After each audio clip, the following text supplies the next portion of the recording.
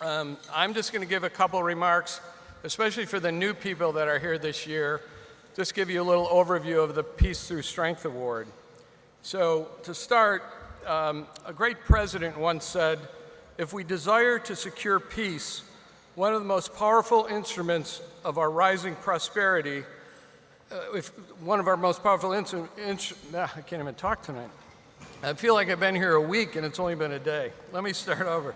A great president once said, if we desire to secure peace, one of the most powerful instruments of our rising prosperity, it must be known that we are at all times ready for war.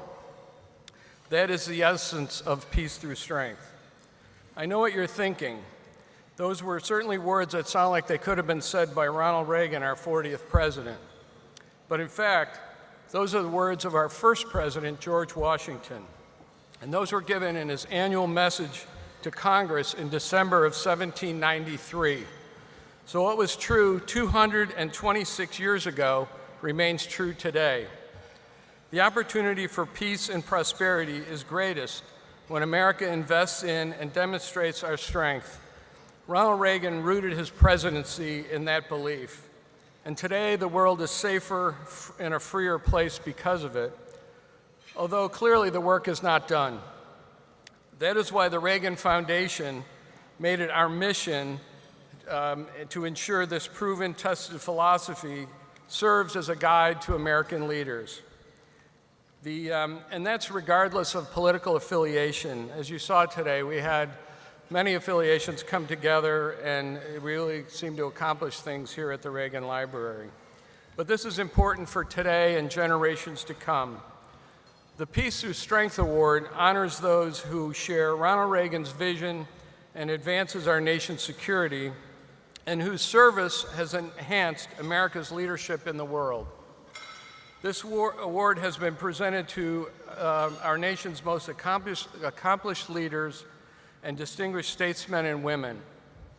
The list includes a vice president, a general, secretaries of defense, secretaries of state, senators, and congressional representatives. Tonight, two more leaders of the highest caliber join those ranks. Their accomplishments are well known, and their place in history is quite secure. The Peace Through Strength Award is our way of giving them the additional recognition and appreciation their service deserves.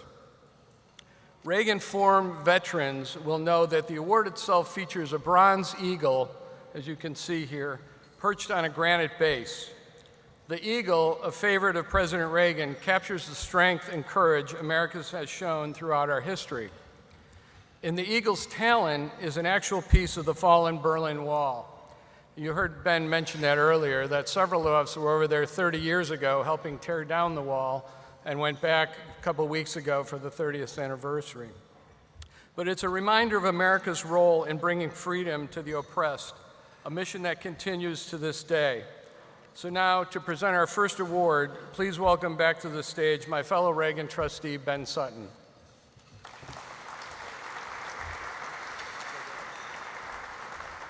Thank you, Michael.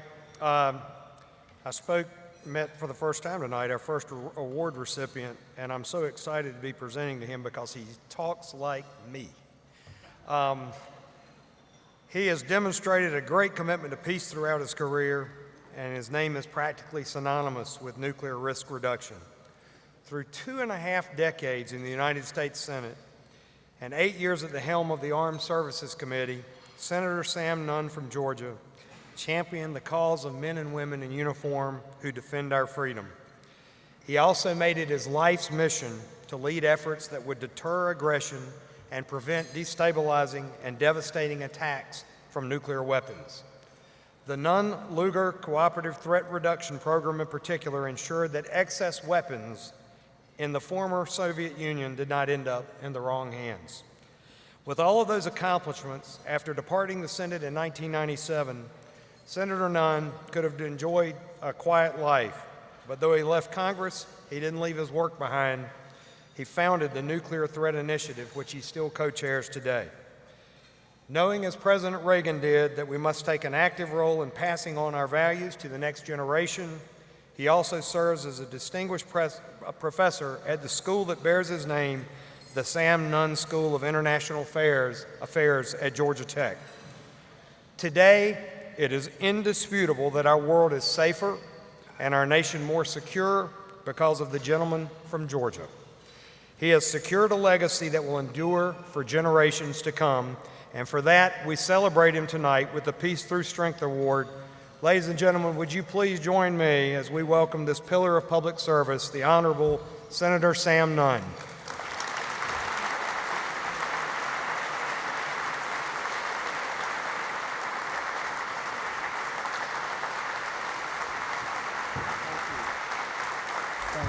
Thank you very much. Thank you very much, Ben, for that very generous introduction and for the award. And I add right at the beginning, I understood every single word you said. It's great. Thank you. I am deeply honored to receive this award named for President Ronald Reagan and his commitment to peace through strength. Strength comes in many forms.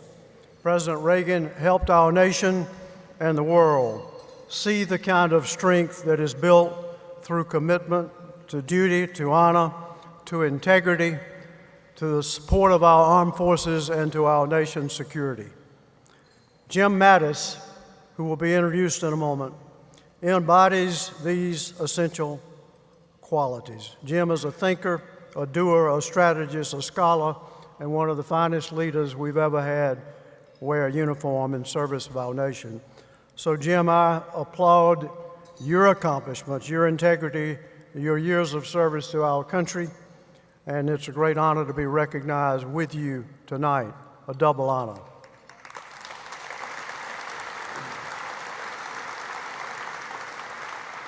I'm grateful to John Highbush and Roger Zalkheim and the Reagan Presidential Foundation and Institute and the Board of Trustees for the great work you've done to preserve this extraordinary library, which I toured for the first time today, breathtaking in terms of its captures his life and his career in a magnificent manner.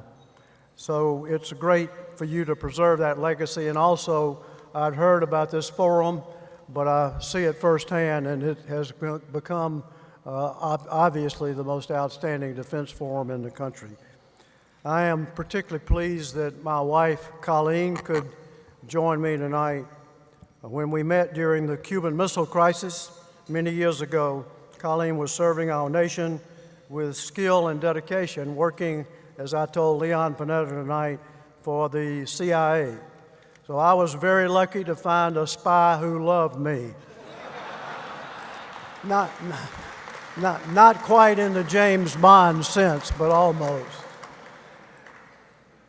As partners, we've shared 54 years of love, of life, of family, occasional pain, and much heartfelt joy.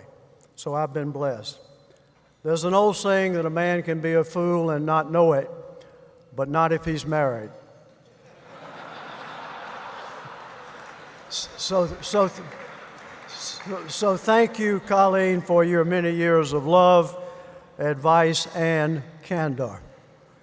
I also want to thank Major General Arnold Pernaro, who was my military advisor and friend during the entire 24 years I served on the Senate Armed Services Committee.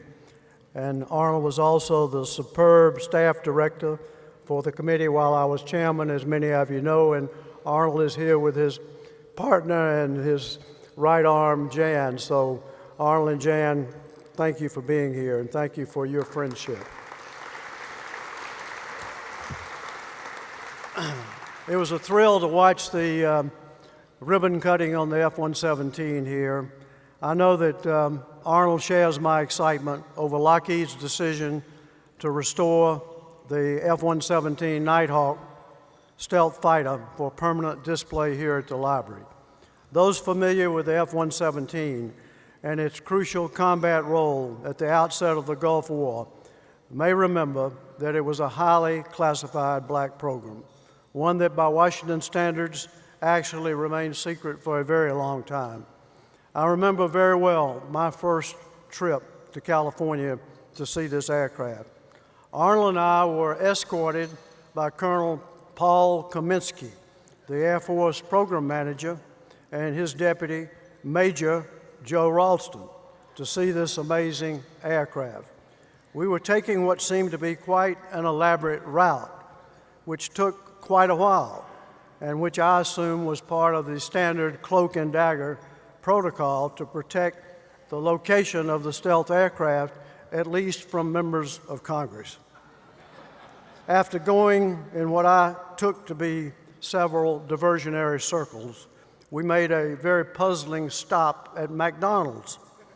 It was there that Arnold overheard Major Ralston, later Vice Chairman of the Joint Chiefs, call Ben Rich, director of the famous Lockheed Skunk Works, and say, "Ben, we're lost. How do we find the stealth?"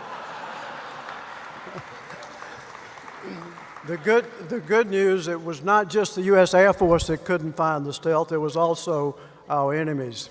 So that was quite a thrill to see the progress of that aircraft and to know that we could all work together in the executive branch and the Congress to make that program happen. In fact, I was telling someone, we were talking about procurement, and I was saying they ought to look at the stealth, which was a black program with most of the regulations waived, and compare it to an ordinary open source procurement and see what is it that we dropped during that black program that made it go so fast and so smoothly and so successfully. On the theme of peace through strength, let me make 3 brief observations this evening. Point 1, in today's world, nation states no longer have a monopoly on weapons of mass destruction and disruption. As during the Cold War, the threats posed by a resurgent Russia, as well as an assertive and competitive China, have emerged again front and center. This go-around, however, the world's military and economic powers, including our allies, as well as Russia and China and other nations, face common threats from nuclear proliferation, from catastrophic terrorism, from infectious disease and deliberate biological attacks, and we're going to have that threat looming more and more in the future. Climate change, cybercrime, cyber terrorism, as well as nuclear war by blunder or mistakes. These are common threats now. We now face dangers that no nation can defend alone. Our nation's security depends on finding ways to work together with other nations to reduce these risks while also protecting our interests as well as our values. Given the rapid changes in technology and what I call the democratization of weapons of mass destruction and disruption, I believe that the major powers, both friend and foe, are in a race between cooperation and catastrophe. Point 2, not since the Cuban Missile Crisis has the risk of U.S.-Russia confrontation been as high as it is today. We've lost the channels of communication that were vital to preventing misunderstandings and mistakes during the Cold War. Both sides seem willfully blind to the growing risk. We have new cyber threats to command and control and warning systems of all nuclear weapon states with no understanding of where the cyber red lines are. Leadership decision time for nuclear responses is being compressed. Arms control is withered with both sides engaged in large-scale modernization. Russia's invasion of Ukraine and interference in elections, and not just U.S. elections, have given rise to tension and distrust by its neighbors, by Europe, and by the United States. In recent years, the United States and Europe have treated dialogue with Russia as a reward to be earned by good behavior rather than an essential tool to be employed and sustained to protect our own vital interests, including our elections. With over 90% of the world's nuclear weapons and nuclear materials, the United States and Russia can destroy each other and can destroy God's universe while we have dinner this evening. These facts create a unique obligation on both of our nations. As Sig Hecker, former head of Los Alamos, says, quoting him, "We are doomed to cooperate, doomed to cooperate." At the height of the Cold War, President Reagan and General Secretary Gorbachev came together in recognizing the devastating effects of nuclear war, declaring, quoting them, "A nuclear war cannot be won and must never be fought," end quote. And they both worked tirelessly toward that goal. I suggest that the United States and Russia leaders today need to restate that simple but profound principle and find ways to reduce risk to both of our nations and to the world. Point 3, what about peace through strength here at home?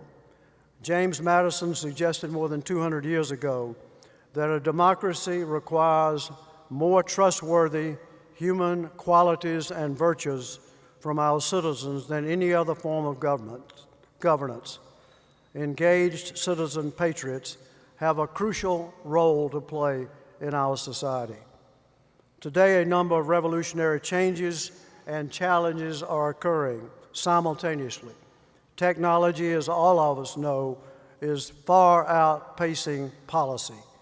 Perhaps our most difficult challenge in our digital age is governance.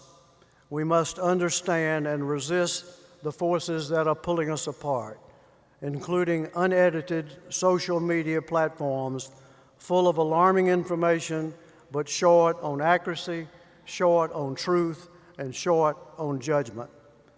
We can only govern and also be governed successfully by recognizing the inescapable fact that Republicans and Democrats and independents are all in this together. We forget that fundamental point at our peril. Each of us is blessed to be an American. Each of us has citizen duties that go beyond paying our taxes and supporting our courageous troops. We govern ourselves through our vote and our participation in the political process, including educating ourselves on the major issues affecting our nation's future. Of course, we all have daily lives to live and families to support, but one important step that all of us can take as citizens by our voice and our vote is to insist on civility in our public policy from the political arena. As I see it, civility does not mean eliminating passion and debate from our public discourse, nor does it mean agreement for agreement's sake. Civility means listening with a genuine desire to understand. Civility means that when you disagree with others, you do so without demonizing them.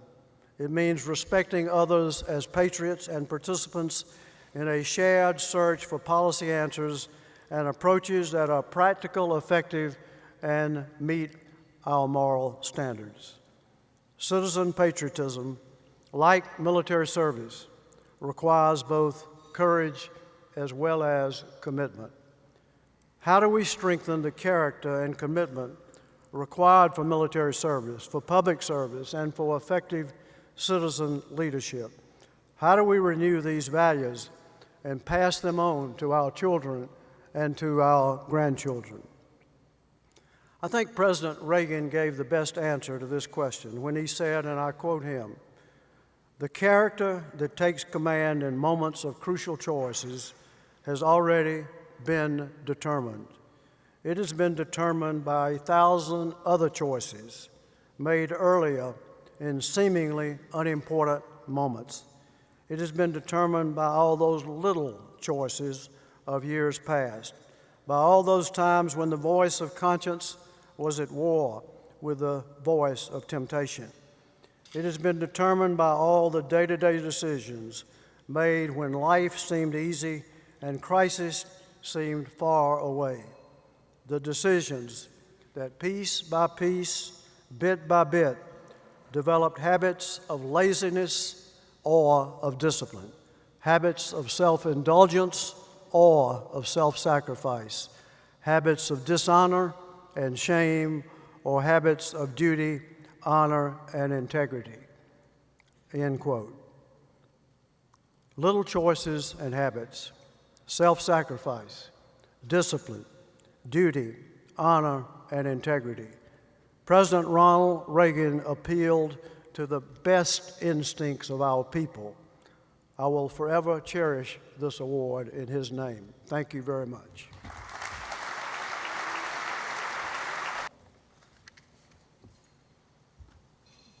Ronald Reagan once remarked, "Some people wonder all their lives if they've made a difference. Marines don't have that problem." Tonight, we honor a Marine who has made a world of difference. The man is a living legend. His biography is quite literally a textbook of leadership. In fact, it's just sold 220,000 copies. And it is, or should be, required reading not only for Marine Corps officers, but for executives in the defense industry. He has learned a great deal and has much to tell all the rest of us. For all the tributes that have been paid to Jim Mattis, he has won a reputation by being himself, a reputation for humility, for selfless service, for being the classic Marine officer who looks after his troops and who insists that they become so proficient in the basics of the art of war that they develop a muscle memory that serves them instantly in times of combat. And for that reason, he has been beloved. I know it sounds strange to hear that a Marine officer has been beloved by his troops. It's not so strange.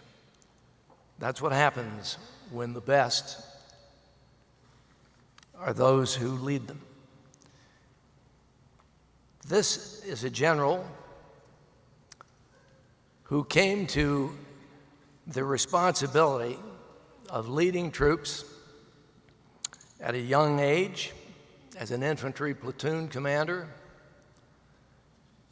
and it stayed with him through all of his career that his first obligation to his country was to perform the mission, but to do so with troops whom he had trained, troops who had acquired that muscle memory because he had drilled it into them in order to save their lives as well as take the mission.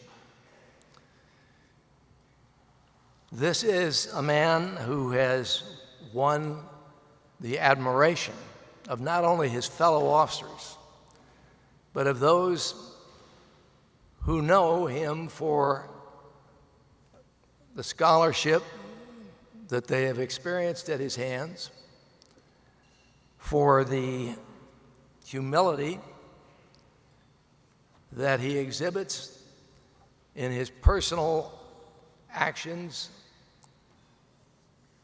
This is a man who is someone upon whom they know they can rely. They can rely upon his judgment. They can rely upon his skills as a tactician, and then later as a strategist with heavy responsibilities.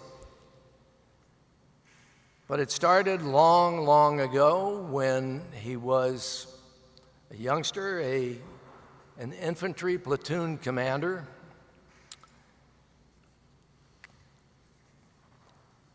A platoon is slightly less than 40. In time, Jim Mattis came to be the commander of 250,000 troops stretched out over the Middle East. And in the interval, he had educated himself. He is remarkably well read. In fact, the story is told that his personal library numbers thousands of books, economics, history, biographies. It's also said that there is a bearskin rug on the floor of his library. Actually, we've learned that it's actually a bear who's just afraid to move.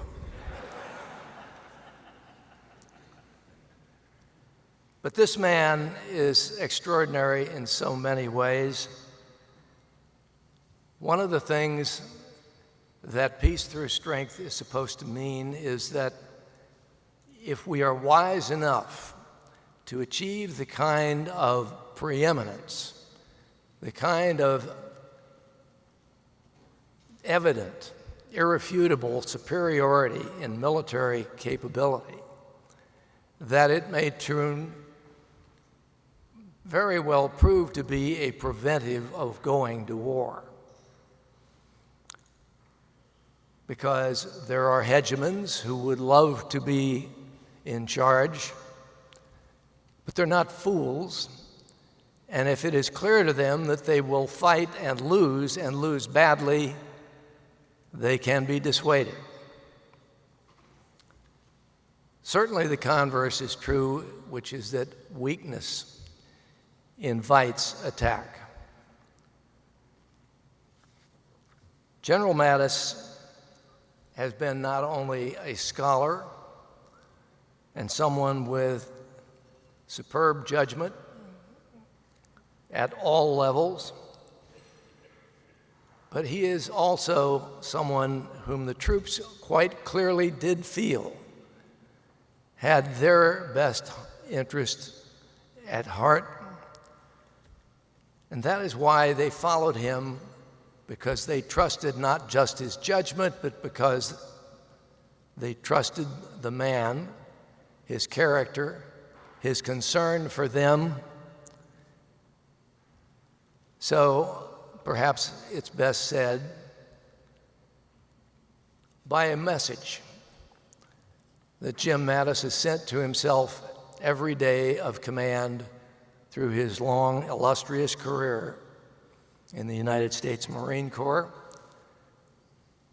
It's a message that commands him to make certain that every decision that he makes that puts at risk the lives of young Americans under his command will achieve an objective important enough to warrant that risk.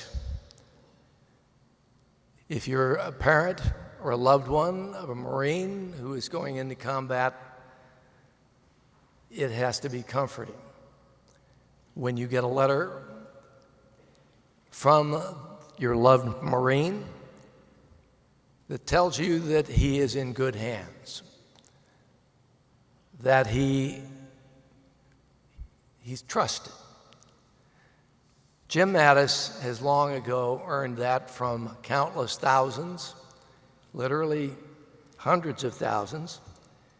So tonight, we offer to a man who has kept a card with that command to himself on his desk all these years. We have the opportunity to say thank you for earning the trust.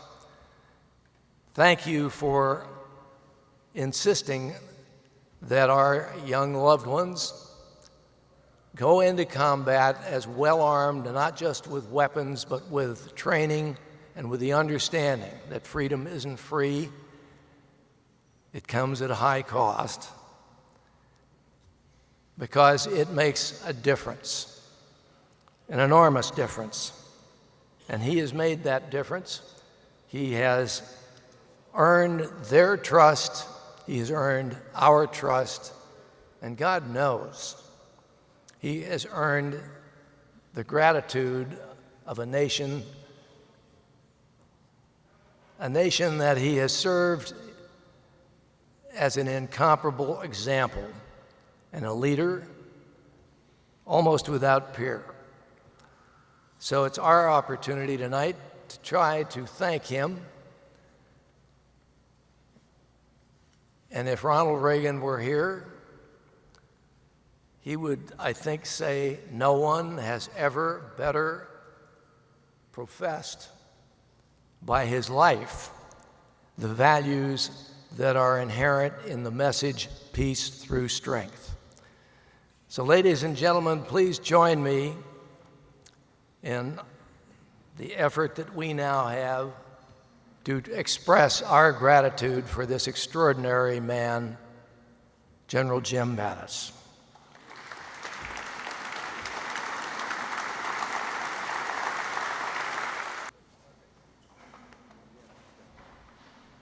Well, thank you, Governor Wilson. I was just thinking you were getting warmed up there. I was really enjoying that. But old friend and fellow Marine, thank you so much. I also want to thank the foundation. I've been here before, and after some of my public remarks, I usually don't get invited back to polite company. So it's a pleasure to be back here. I would say I'm honored to be here, very honored to be here with you tonight, ladies and gentlemen. But this occasion is different from other times when I've been here. Primarily because this evening I'm humbled to be here along this great son, magnificent son of Georgia, Senator Sam Nunn. And I would just say that he has been an admired role model across the military, and because of the gap between the executive branch and legislative, our government was set up that way, sometimes it's hard for the people in the military to know who on the Hill is doing what. But there was never any doubt when I was a young officer what Senator Sam Nunn was doing. He was an admired role model in the highest tradition of American leadership, and I'm reminded that he rose to be a key political figure in the national defense as you recognize him here this evening. And remember back even in the midst of the very hard-fought 1988 political campaign, Senator, our country's security, not politics, mattered most to you. You were chastised publicly during that campaign for your support of President Reagan on defense issues. Senator Nunn responded, and I'm quoting here, "I never dealt with national defense in a political way, and I'm not going to start now." No long speech, just very blunt, straightforward. It's the old tradition that politics ends on the water's edge. And I would just say that right now it's a tradition that continues today. Senator, in both the House and the Senate Armed Service Committees, and it's because of the kind of examples that you handed down in your own demonstration of politics has not got anything to do with the defense of this country. We work together on it. So ladies and gentlemen, I just want to say I'm proud to be here as we salute again this leader who unapologetically stands for the values we believe in, a man who gained the trust of the American people the old-fashioned way. He earned it.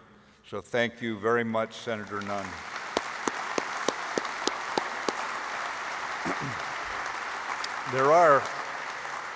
There are events in our life when words can fail us, and I was sitting there on an airplane a couple weeks ago starting to draft some remarks, and I ended up after a cross-country flight with nothing but a couple of sentences, and none of which you will hear tonight.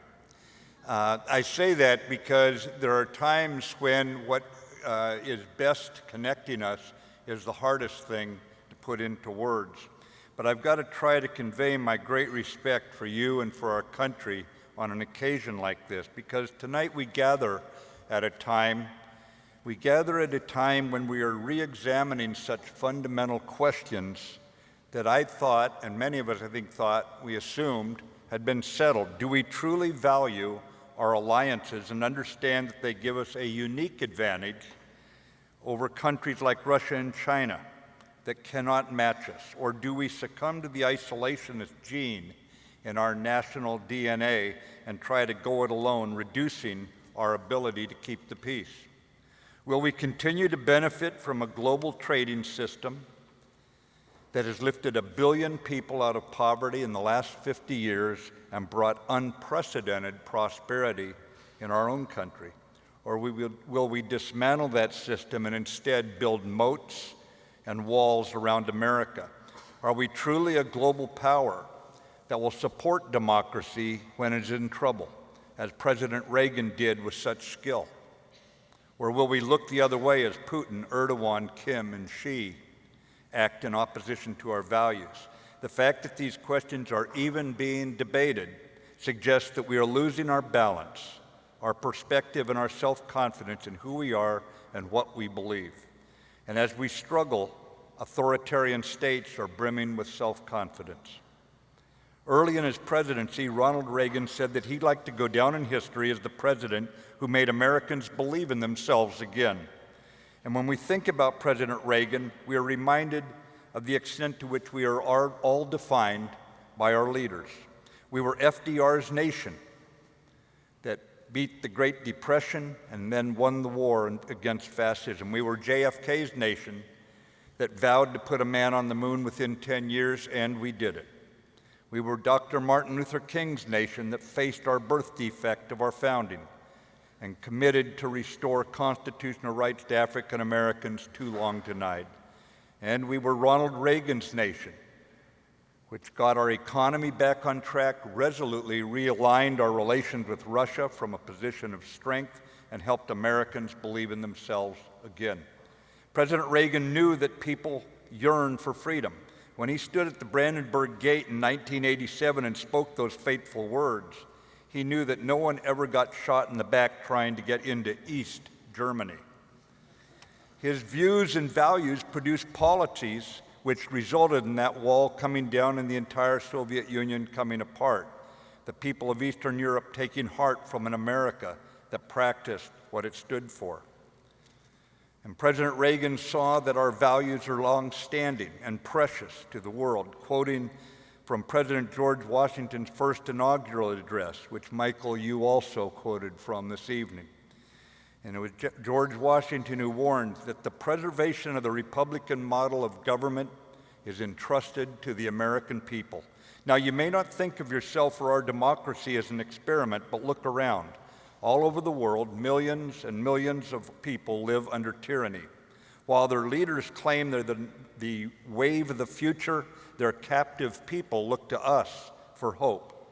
Their people see in America as an experiment that works, an experiment that embraces the concept that a government of the people, by the people, and for the people can survive. President Reagan knew the truth of Churchill's words that the price of greatness is responsibility. The responsibility that was demonstrated by leaders, including President Reagan, who made possible milestones we are noting this year. Milestones like 75 years since the D-Day landings at Normandy in concert with our allies. 70 years since the founding of NATO in concert with our allies. 30 years since the fall of the Berlin Wall in concert with our allies. Any study of history should keep us humble. Imagine if we had the gift to speak to those boys on the Normandy beach and tell them in 75 years, a primary preoccupation at NATO would be that Germans are not sufficiently interested in their military. That reality would have seemed one time unthinkable on those beaches, but it has come to pass in large measure thanks to the army of multinational organizations that are designed to encourage a saner, more collaborative, and less jingoistic world. But even as we appreciate the role of those institutions, we cannot take what one writer called a holiday from history. We cannot take for granted that our basic value set, free speech, free press, the rule of law, a tolerance for minority opinions, and free markets will be the inevitable norm. And so today in this room, I ask that we rededicate ourselves to the fact that great nations do not abandon their responsibilities. They do not pull back from global leadership, pull up the drawbridges, and ignore what is happening in the rest of the world. I've drawn once again to one of President Reagan's blunt reminders of history's lessons when he said, "Our own nation's fate is directly linked to that of our sister democracies. Only as partners can we defend the values of democracy and human dignity that we hold so dear." Since we have heard a lot of quotes from President Reagan throughout the day today, I want to close with a quote from a journalist and writer, Walter Lippmann, that I believe President Reagan would approve of. In the dark June of 1940, when the Nazi army had captured Paris and was poised for an assault on England, while the United States stood by seemingly impotent to act, Walter Lippmann told the reunion of his Harvard class, and I quote, "You took the good things for granted.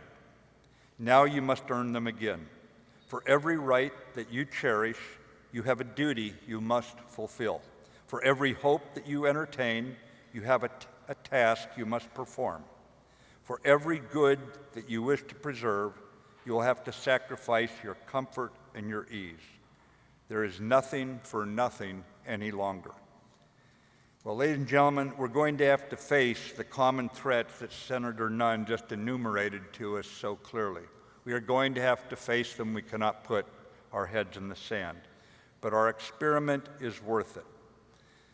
The youngest Medal of Honor winner alive today is Corporal Kyle Carpenter. Corporal Kyle Carpenter was going to an event where he was going to have to speak. He's a young man, he's not used to public speaking, working in the back seat of his taxi, and the taxi driver kept talking with him. And finally, he put his notes down because he was interested, and the man was explaining what it was like where he had immigrated from in Africa. And he told him how rough it was and the tragedies he'd been through, and how great it was to be in America where he could earn a living. He had 2 different taxis now, his own, another one. He was building up his business. And he said, "I heard you on the phone when you got in my taxi. You were in the military." He said, "I want to say thank you for your service." And without thinking for a minute, Corporal Carpenter was so caught up in this man's story, he just immediately responded, "You're worth it." And that's a great response, I think, to everybody who thanks any serviceman for their service. This country is worth it. On one occasion, when we were in a very tough fighting position in Iraq, I pulled into an outpost in the middle of the night, and a story that has stuck with me unfolded before my eyes, and I tell it repeatedly wherever I go. Because sometimes when our dearly beloved country is going through tough times, we kind of wonder about it. You can fall into a certain amount of despair. The sun came up, and here was a lieutenant with his 40-man platoon, probably a year out of his undergraduate education, sailors and Marines in the middle of nowhere, whose job was to block the line for enemy foreign fighters coming in from Syria along what we called a rat line through Al-Anbar province. And if they got to Baghdad, you know what they did once they got there in terms of killing the innocent.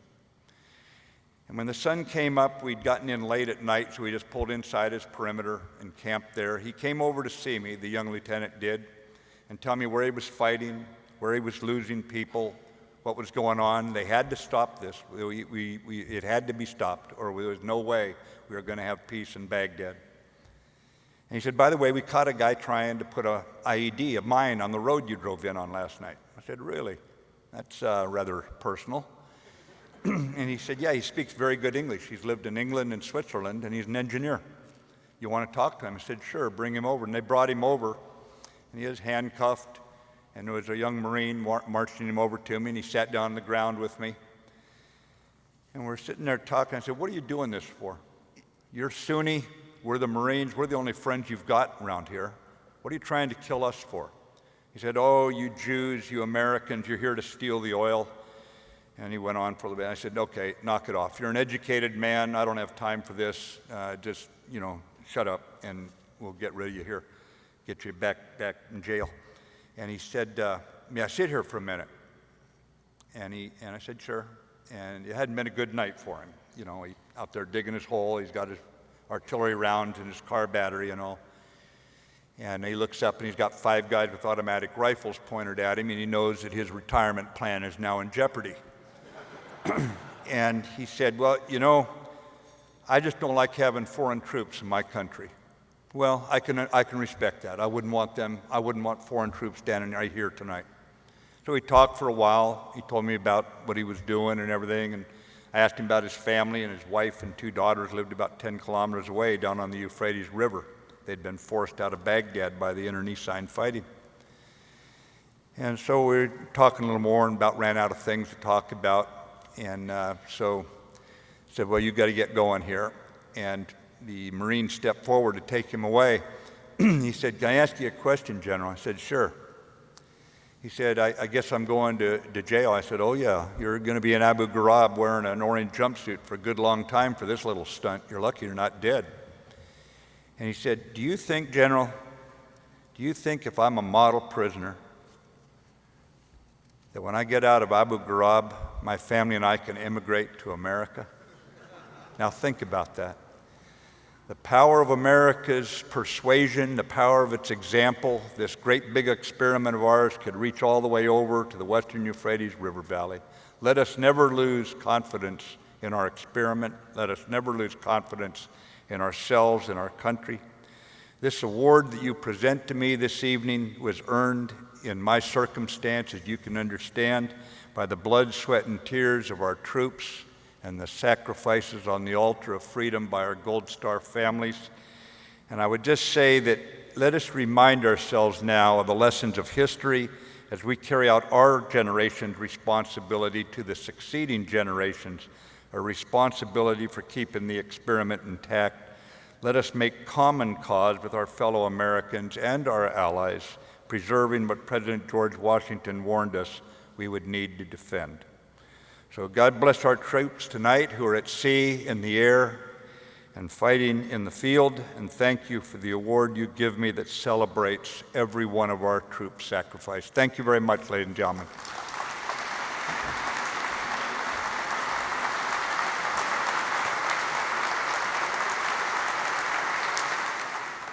Some tremendous inspiration here tonight. General Mattis, Senator Nunn, and your bond girl, thank you for your lifetime of dedicated service to this country, the greatest in the history of humankind. We're truly honored to celebrate you this evening. To close out the 2019 Reagan National Defense Forum and Peace Through Strength Dinner, please welcome to the stage House Armed Services Committee Chairman and RNDF Honorary Co-Chairman Adam Smith.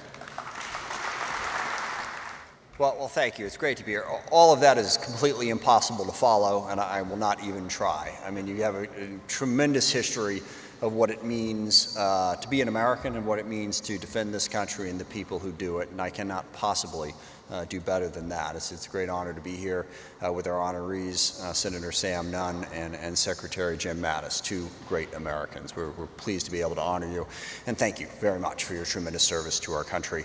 I do want to thank the hosts of the forum. In my opening remarks yesterday, I neglected to thank Buck McKeon, who made all of this possible, and also loved working with Buck when he was chair and I came in as ranking member. He definitely upheld the tradition of bipartisanship and getting the job done in the Armed Services Committee. I appreciate that. So thank you very much for all being here. And I learned a lot today, more than I could possibly imagine. So I'm sure everybody else did. I think it is crucially important that this forum continues, that we come together and talk about the national security of this country in a nonpartisan way, Democrats, Republicans, and all of those in between. Is there anybody in between anymore? But I think the discussion is incredibly useful for our country, and I thank all of you who made this happen, and I hope you all had as good of experience with it as I did. Thank you. Have a good evening. Thank you.